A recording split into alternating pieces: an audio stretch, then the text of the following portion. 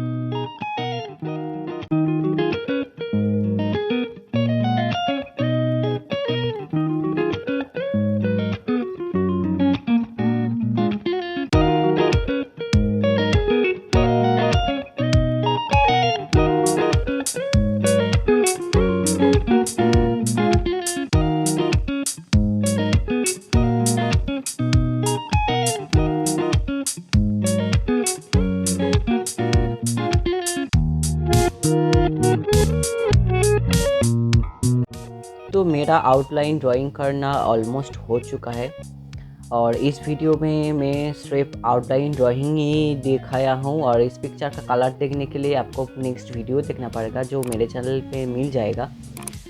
और हो सके तो उस वीडियो का लिंक मैं इस वीडियो की डिस्क्रिप्शन बॉक्स में भी डाल दूँगा, उस वीडियो ज़रूर देख लेना।